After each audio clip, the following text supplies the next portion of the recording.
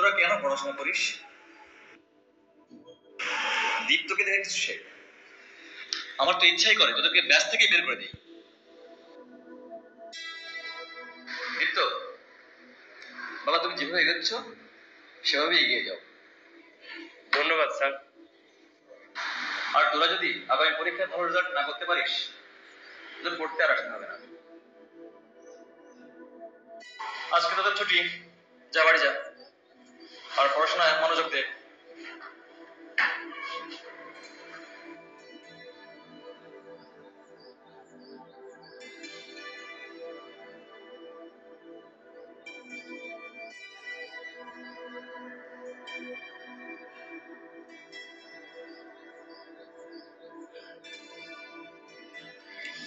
দেখলি স্যার কিভাবে আমাদের অপমান করলো? সবই দীপ্তর জন্য, ওর জন্য এইসব কথা আমাদের শুনতে হয়। ঠিক বলেছিস। আমাদের যা করেই হোক ওই দীপ্তকে ব্যাস থেকে বের করতেই হবে।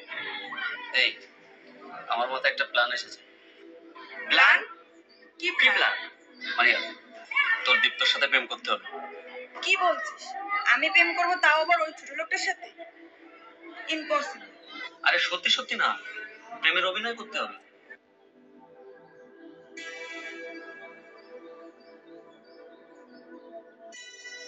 আজকে থেকে কাজটা শুরু করে দে।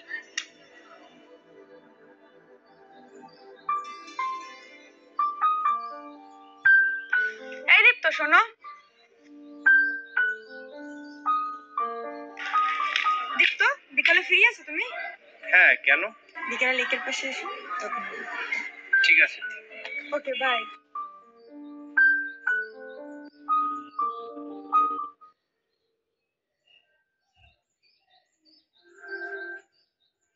মারিয়া, তুমি চলে এসেছো? হ্যাঁ কি বলবে বলেছিলে? হ্যাঁ বলবোই তো। তা বলো। দীপ্ত, আমি না তোমাকে ভালোবেসে ফেলেছি, তোমাকে আমার চাই। কি বলছো এসব? তুমি কোথায় আর আমি কোথায়? সে যাই হোক, আমি তোমাকে ভালোবাসি। তুমি কি আমাকে ভালোবাসো না? কিন্তু কিন্তু কিছু না, চলো।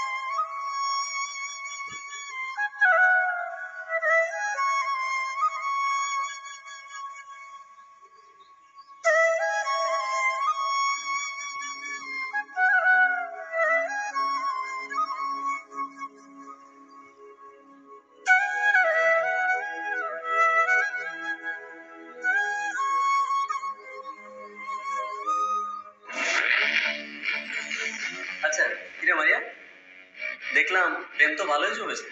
আর প্রেম যা করো তাড়াতাড়ি কর, আমার অপশন চলে এসেছে। হ্যাঁ তুমি ঠিকই বলেছো। তাহলে প্ল্যানটা আজকে কার্যকর করা যাক। হ্যাঁ তাই কর। তাহলে শোন, তোর কাজটা শুরু কর। এই স্যার আসছে বোধ হয়। গুড মর্নিং স্টুডেন্টস, কেমন আছো তোমরা? Sit down. এই এই কি হলো?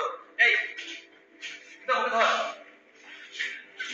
আর একদম ওর বাবাকে ফোন কর, ওকে হাসপাতাল নিয়ে যাই। আর মারিয়া তুই এখন থাক, এসে পড়াবো। চল।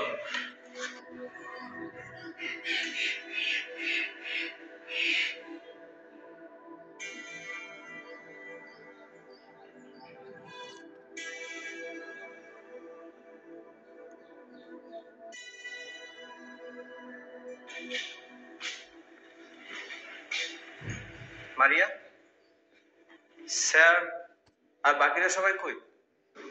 জানি না। ও আচ্ছা।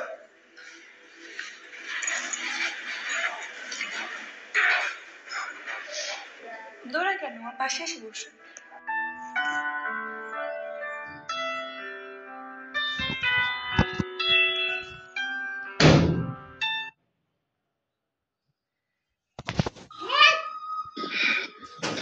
করছো? তোমার স্থান পায়ে নয়, আমার বুকে। Bye bye.